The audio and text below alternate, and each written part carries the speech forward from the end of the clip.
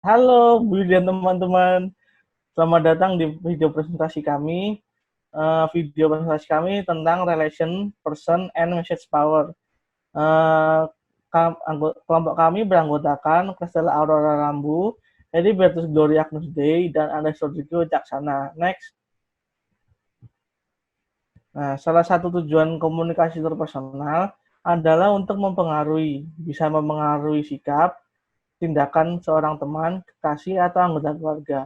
Sering itu juga, seseorang mungkin akan berusaha untuk mempengaruhi apa yang kita pikirkan dan lakukan. Next. Nah, yang pertama itu ada 3 strategi utama untuk menggunakan power. Yang pertama, power in the relationship, power in the person, dan power in the message. Nah, yang pertama adalah power in the relationship.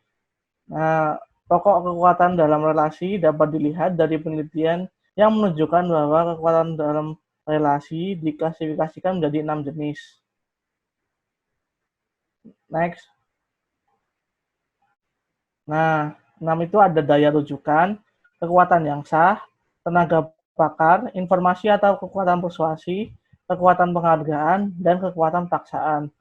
Nah, yang pertama itu adalah daya rujukan. Daya rujukan itu jika Anda dapat membangun kekuatan rujukan terhadap orang lain dan membuat orang lain ingin menjadi seperti Anda, nah Anda itu mempunyai power daya rujukan atau reference power. Nah, yang kedua adalah kekuatan yang sah. Jika Anda dianggap memiliki kekuasaan yang sah atas orang lain, jika orang lain percaya bahwa Anda memiliki hak berdasarkan posisi Anda untuk mempengaruhi atau mengendalikan perilaku mereka. Lalu yang ketiga adalah tenaga pakar. Jadi jika Anda memiliki keahlian tertentu, orang lain akan menganggap kalian itu memiliki keahlian sehingga kalian memiliki power atau kekuatan untuk mempersuasi mereka.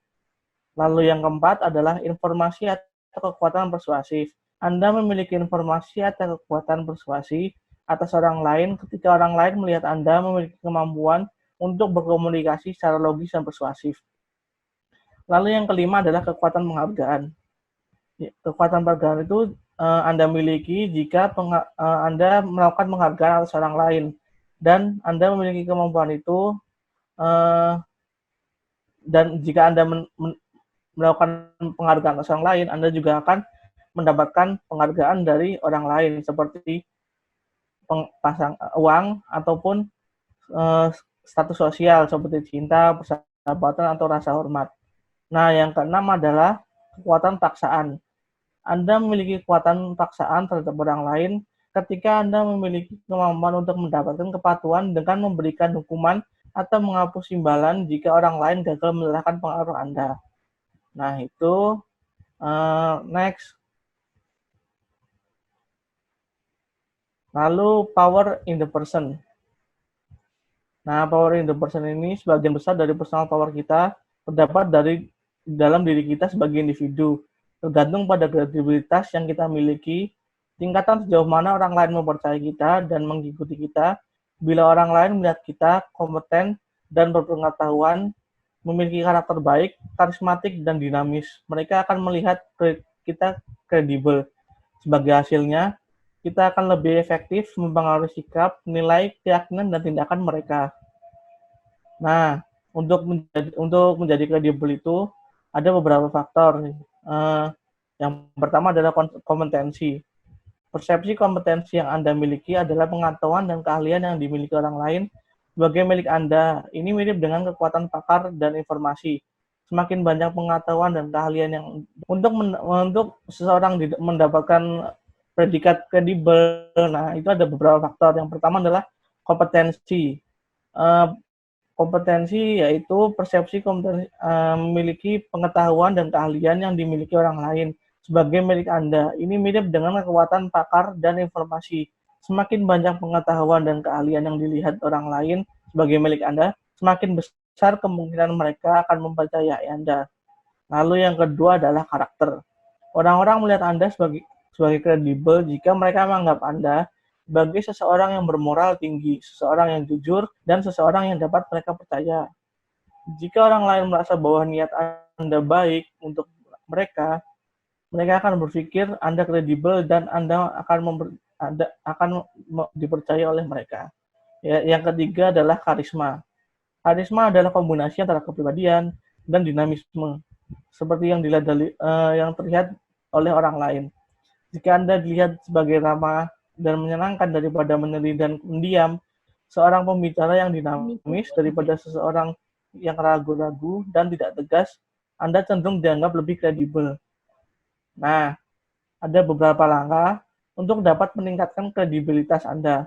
Yang pertama adalah ekspresikan keahlian Anda jika perlu, tapi jangan berlebihan. Lalu yang kedua, tekankan keadilan Anda. Semua orang menyukai orang yang bermain adil dan memikirkan orang lain secara adil. Lalu yang ketiga, mengungkapkan kepedulian terhadap orang lain. Ini menunjukkan sisi mulia Anda dan mengungkapkan bagian dari diri Anda yang mengatakan Anda memiliki karakter. Lalu yang keempat, tekankan kekhawatiran Anda untuk mempertahankan nilai-nilai. Ini menunjukkan konsistensi dari karakter moral yang baik. Lalu yang kelima, menunjukkan pandangan positif. Orang yang positif lebih cenderung dipercaya dan dianggap lebih tinggi daripada orang yang negatif. Nah, yang terakhir adalah menjadi antusias. Antusiasme membantu menunjukkan karisma Anda. Nah, selanjutnya ada power in message yang akan dijelaskan oleh teman saya. Silakan. Halo teman-teman dan Bu Yudi, sekarang masuk ke Power in Message. Nah, di Power in Message sendiri ini adalah kekuatan pesan yang terbagi dari pesan verbal maupun non-verbal dan mendengarkan. Ya, pertama adalah pesan verbal. Beberapa saran untuk mengeluarkan kekuatan dan pedoman dan membujuk yang lainnya atau lawan bicara. Nah, di sini pesan verbal di sini itu adalah tentang bagaimana kita berkomunikasi secara verbal. Di sini kita itu bisa berbicara secara verbal namun menggunakan diksi-diksi tertentu. Jadi kita harus memikirkan kata-kata yang tepat untuk lawan berbicara kita. Contohnya dari kelompok kami ada beberapa saran yang kita ambil dari buku pedoman. Saran ini mengeluarkan kekuatan dan pedoman untuk membujuk orang lain.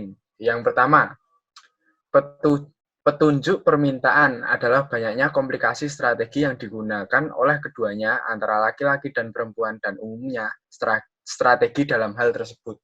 Nah, jadi di sini dijelaskan bahwa setiap orang memiliki strateginya masing-masing. Kalau ini pesan verbal, jadi saya akan memberi contoh berdasarkan kata-kata seperti ini contohnya. Dapatkah kamu memberikan kopi atau tolong panggil untuk reservasi. Nah, ini adalah strategi untuk apa ya? Membujuk atau membujuk orang untuk melakukan sesuatu untuk diri kita sendiri seperti itu. Lalu yang kedua, promosi dalam persetujuan dan melakukan sesuatu jika yang lain melakukan sesuatu. Nah, di sini tuh bisa dijelaskan seperti kita mau melakukan sesuatu, tetapi mereka harus melakukan sesuatu terlebih dahulu. Contohnya, aku akan membersihkan kamar jika kamu menyiapkan makanan. Nah, seperti itu. Lalu yang ketiga, di sini kamu bereaksi baik. Kamu mencoba memajukan dirimu menjadi lebih merujuk. Kamu akan dapat hal yang kamu mau. Jadi dengan kamu bereaksi menjadi lebih baik, kamu akan mendapatkan sesuatu yang kamu inginkan. Contohnya dengan cara memuji. Nah, wah pinter masak, pasti makanannya enak. Nah, seperti itu. Jadi secara tidak langsung kamu ingin meminta makanannya dan itu adalah keinginanmu dan terpenuhi setelah kamu memuji orang yang memasak itu. Yang keempat, manipulasi di dalam manipulasi yang kamu buat untuk orang lain merasa cemburu cukup untuk memberimu apa yang kamu inginkan. Nah, di sini itu bisa dijelaskan seperti apa ya? Kamu tuh kayak iri gitu loh. Contohnya, kamu banyak orang memiliki barang yang sedang tren digunakan pada saat itu, tetapi kamu nggak bisa memiliki barang tersebut. Dan kamu bagaimana caranya kamu tetap bersikap kayak seperti biasa aja. Karena di situ adalah kamu akan memanipulasi dirimu sendiri. Jadi, kamu akan memanipulasi di dalam manipulasi, seperti itu. Lalu yang kelima, mereaksi tanda untuk orang lain yang hal-hal dapat terjadi jika kamu tidak mau mendapatkan apa yang kamu mau. Jadi ya kamu bisa bereaksi terhadap lawan berbicaramu, tetapi kamu tidak menginginkan apa yang dia berikan kepada kamu, seperti itu. Yang keenam, banyaknya menggunakan intensitas. Seperti contohnya, pemilihan diksinya seperti ini sangat bagus, ini sangat fenomenal. Nah, membuat semuanya itu terdengar sama dan tidak mengizinkan kamu untuk mengintensifkan apa yang kamu kembangkan. Seperti itu. Lalu yang ketujuh, diskualifikasi. Nah, di sini tuh diskualifikasi itu seperti kamu tuh tidak dapat membaca sebuah bacaan, tetapi kamu tahu apa yang ada di dalam bacaan tersebut. Contohnya, di dalam bacaan tersebut itu sedang memberitakan sesuatu kejadian. Tanpa kamu harus membaca, kamu sudah tahu kejadian tersebut. Misalnya saja karena kamu ada di tempat kejadian atau yang lainnya, seperti itu. Yang kedelapan, tandai pertanyaan. Nah, tandai pertanyaan ini contohnya seperti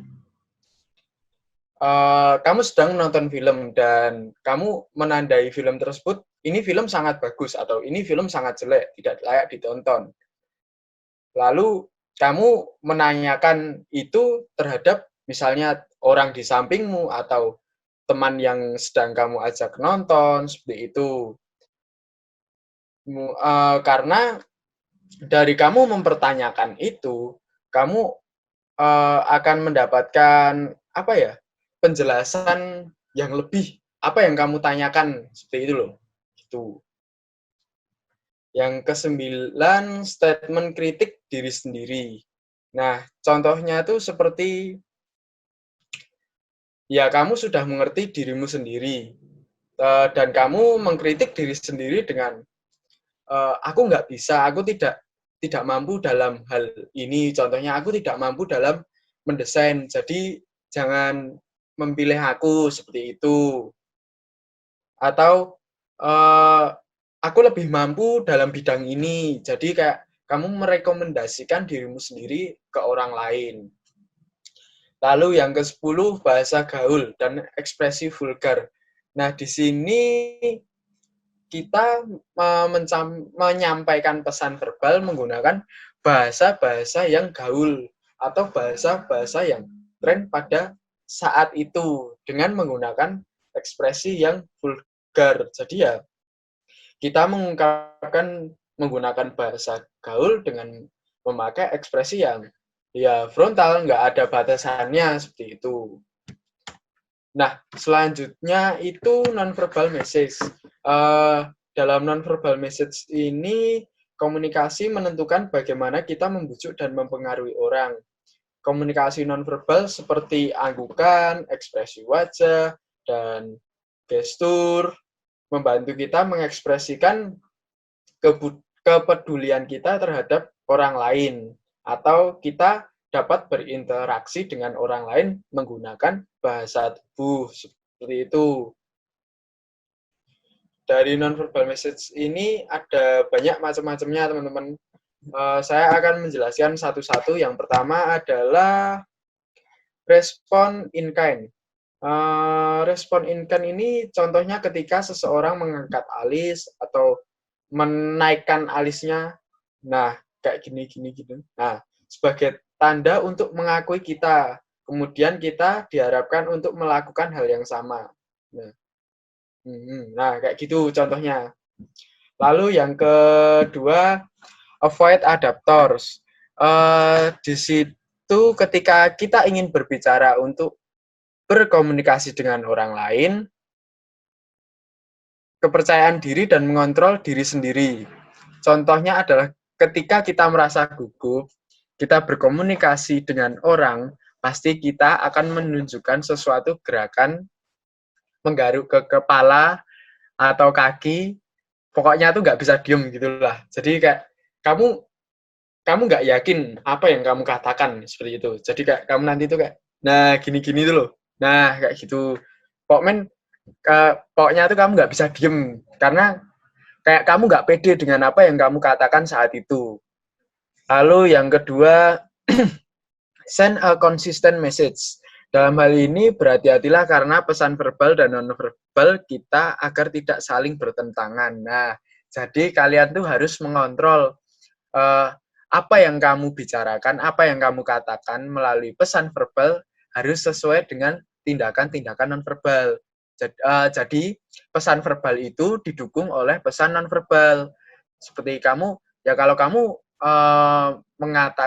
mengungkapkan atau mengkomunikasikan sesuatu yang kamu percaya itu benar, kamu harus menunjukkan sikap yang tegas, benar pula, tidak ragu-ragu, seperti itu. Lalu yang ke 1, 2, 3. Yang keempat, remain comfortable and mobile. Nah, berusaha untuk tetap nyaman. Contohnya nih ya, kalau sedang komunikasi saat kalian duduk tuh ya udah duduknya diam, nggak usah kebanyakan gerak kanan kiri seperti itu. Jadi kalian harus tetap nyaman dengan posisi Anda saat itu seperti itu. Lalu yang ke 1, 2, 3, 4, 5. 1, 2, 3, 4. 5. Touch.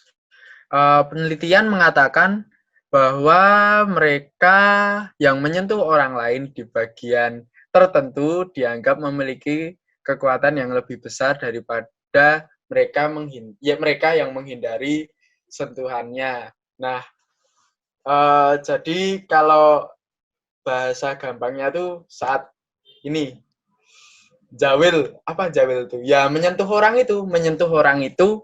Nah di situ tuh kayak kita secara tidak langsung tuh kayak mempunyai power tuh loh, mempunyai kekuatan kayak gitu.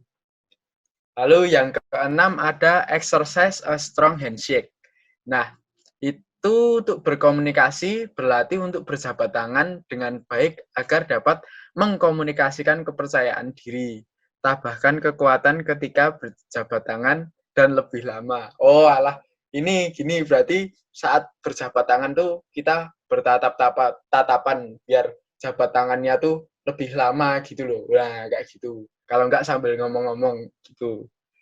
Lalu yang ke 7 ada dress conservatively. Nah, jika ingin mempengaruhi orang, pakaian yang konservatif biasanya diasosiasikan dengan power dan status, sementara yang trendy menunjukkan power yang kurang.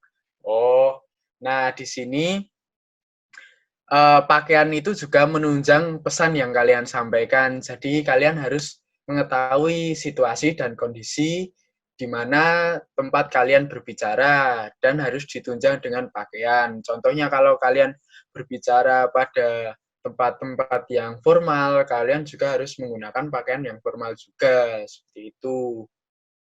Lalu yang ke-8, use facial expressions and gesture as appropriate. Nah, menggunakan ekspresi muka dan gerakan yang wajar dapat membantu kita mengungkapkan rasa kepedulian kita terhadap orang lain dan juga serta situasi dalam berkomunikasi saat itu. Jadi, saat kalian berkomunikasi pada saat itu, kalian tidak melebih-lebihkan ekspresi kalian, ekspresi muka, wajah kalian terhadap lawan bicara kalian. Di situ pula kalian menunjukkan bahwa kalian itu juga kayak menghormati gitulah, kayak ya peduli dengan lawan berbicara kalian seperti itu. Yang ke-9, walk slowly and deliberately. Itu. Jadi berjalanlah dengan pelan atau hati-hati dan juga berjalan dengan penuh keyakinan. Jika kita terlihat berjalan terburu-buru atau ragu, grogi gitu, power kalian tuh seolah-olah tuh kayak ya dipertimbangkan di saat kalian tuh melangkah seperti itu. Kalau kalian jalannya dengan posisi yang tegas, langsung gas gitu, maju terus gitu, wah, orang kan melihat, oh orangnya pede dan lain sebagainya. Tapi kalau kalian ragu-ragu, pelan-pelan seperti itu, ya orang akan berpikiran bahwa orang ini grogi saat berkomunikasi pada tempat itu, seperti itu. Lalu yang ke-10 ada main eye contact. Nah, ini orang yang berjaga kontak mata dinilai lebih nyaman dan tidak terlalu takut untuk terlihat dalam sebuah interaksi. Perlu diketahui bagaimanapun bahwa dalam beberapa konteks, jika Anda menggunakan kontak mata langsung yang berlebih atau berlarut-larut, Anda mungkin terlihat menggunakan kekuatan koersif. Jadi ya, saat Anda berbicara empat mata dengan lawan berbicara Anda atau dengan banyak orang, itu mata itu emang yang selalu dilihat, tapi kalian juga tidak boleh untuk melebih-lebihkannya kayak dengan tatapan yang tajam terhadap terhadap orang-orang tertentu, seperti itu akan mengganggu. Lalu yang terakhir, what's your distance? Nah, memperhatikan jarak kita dengan orang lain pada saat sedang berinteraksi dan memberikan jarak yang sewajarnya. Kayak di komunikasi persuasif kan kita pernah diajarin tentang jarak-jarak, ada yang 1 meter, 2 meter, 5 meter, 15 meter. Nah, kita harus mengetahui di mana kita berbicara, dengan siapa kita berbicara, sedekat apakah relasi kita dengan lawan berbicara kita, itu juga diatur dengan jarak. Nah, selanjutnya akan dijelaskan oleh teman saya, Rora. Ya, Rora. Ya. Selamat pagi teman-teman dan Bu Yudi. Sekarang aku mau menjelaskan tentang materi berikutnya. Jadi itu sebetulnya di dalam yang tema materi yang ini nih ada di paper. Jadi ini di sini kita bakal bahas tentang cara lain untuk melihat kekuatan dalam suatu pesan dengan melihat strategi untuk memperoleh kepatuhan dan memanfaatkan keterampilan verbal, non-verbal, dan listening. Nah, ini menurut Robert Cialdini, ia melakukan sebuah penelitian mengenai materi ini. Nah, dia itu melakukan penelitiannya dengan cara dia tuh kayak dia pergi mengambil pekerjaan-pekerjaan dan juga berbagai organisasi yang bergerak dalam bisnis untuk mendapatkan kepatuhan. Misalnya, ia itu bekerja sebagai penjual di penjualan, iklan, dan hubungan masyarakat. Dan ia juga menganalisis teknik yang digunakan. Nah, penelitiannya itu menawarkan 6 bagian sistem strategi pencapaian, kepatuhan, dan kepatuhan. Nah, sekarang kita akan bahas apa aja sih 6 bagian sistem strategi yang mencapai kepatuhan tersebut. Yang pertama adalah reciprocation. Nah, ini nih ada timbal balik. Jika kita dapat melakukan sesuatu yang sama terhadap seseorang, mereka akan lebih mudah untuk mematuhi perintah kita. Jadi itu komunikasinya itu ada timbal balik di antara kita dan juga orang yang sudah berkomunikasi dengan kita. Saat kita minta tolong melakukan sesuatu pada mereka, nah mereka tuh kalau kita berkomunikasi dengan baik, mereka juga pasti akan berkomunikasi dengan kita lebih baik lagi, dan kemudian saat kita minta tolong kepada mereka, nah mereka tuh bisa menerima karena kita bisa, maksudnya dari awal sudah menunjukkan bahwa kita sudah berkomunikasi dengan baik. Nah, yang kedua adalah komitmen. Nah, jika kita dapat membuat orang menjadi komitmen di awal, nah kita juga jauh lebih dekat untuk mendapat, jadi kayak gimana ya, kita dapat membuat orang menjadi lebih komitmen di awal. Nah, mereka tuh cenderung akan mematuhi komitmen selanjutnya gitu. Jadi sekarang kita masuk di bagian social validation. Jadi jika kita dapat membuat orang lain percaya tentang apa yang kita minta, mereka akan melakukan yang mereka juga minta gitu. Nah, terus ada scarcity, yaitu dalam hal ini kita membuat orang percaya tentang apa yang kita jual. Mau itu langka atau bagaimanapun juga mereka cenderung akan belinya. Jadi seakan-akan kita tuh kayak, misalnya nih, contohnya ada, setelah tadi kita dengar penjelasannya ya, kayak ada barang langka gitu. Nah, kita tuh berkomunikasi dengan sang penjual ini dengan kayak kita menjelaskan dengan barang ini antik nih. Jadi dia tuh gini, dan kita berkomunikasinya tuh dengan baik. Maksudnya tuh bisa di satu sisi mempersuasi kayak calon pembeli kita gitu. Jadi mereka tuh juga bakal percaya sama kita kalau misalnya, oh ini barang antik bagus nih. Nah, kalau mereka percaya, pasti kedepannya juga orang-orang tuh juga bakal dengar dari dia, dan itu juga mempengaruhi kita juga, jadi kayak dagangan kita jadi laku gitu.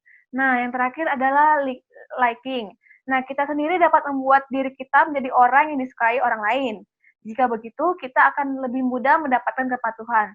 Semua orang lebih cenderung melakukan apa yang diminta teman sendiri daripada apa yang diminta oleh musuhnya.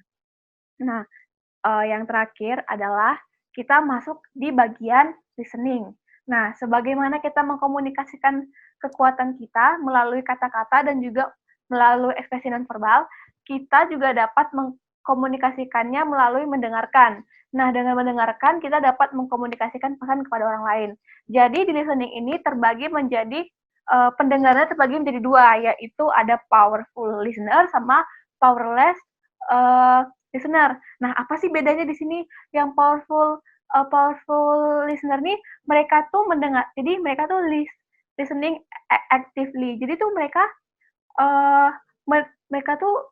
mendengarkan, dan misalnya ada orang ngomong, mereka tuh mendengarkan dan kemudian fokus tentang apa yang dikatakan orang tersebut. Nah, terutama tentang apa sih yang mereka butuhkan. Nah, kemudian juga pasti mereka tuh bakal meresponnya dengan baik, dan juga maksudnya meresponnya tuh dengan kata-kata yang lebih banyak dan lebih baik lagi gitu. Nah, kemudian ada listen yang kedua, yaitu powerful listener, yaitu dia tuh kayak gimana ya? Dia tuh dia kemungkinan tuh mendengarkan kita, tetapi di satu sisi dia tuh kayak sedang berhayal tuh bisa gitu. Jadi seakan-akan dia tuh mendengarkan kita padahal dia tidak mendengarkan. Nah, di sini responnya mereka tuh juga lebih sedikit. Nah, next. Nah, sekarang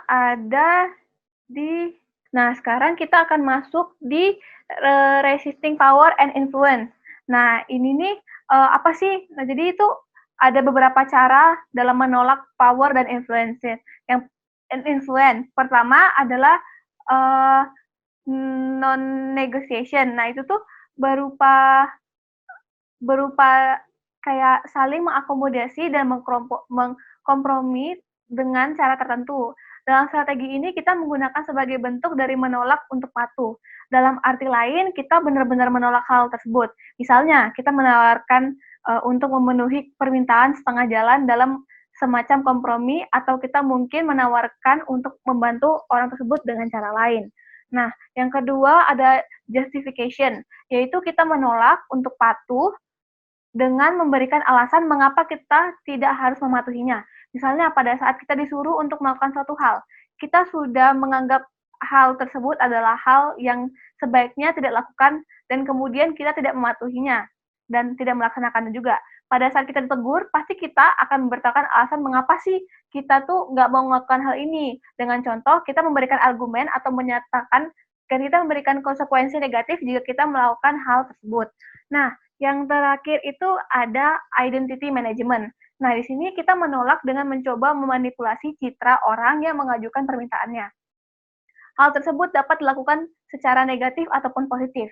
Nah, ada dua, identity management negatif, yaitu mereka mungkin menggambarkan orang itu tidak masuk akal atau tidak adil, dan mungkin contohnya kita bisa berkata gini, itu benar-benar itu kayak nggak adil bagi kita untuk bagi Anda untuk meminta saya untuk mengkompromikan etika saya, dan atau mungkin memberitahu orang-orang itu bahwa itu menyakitkan, bahwa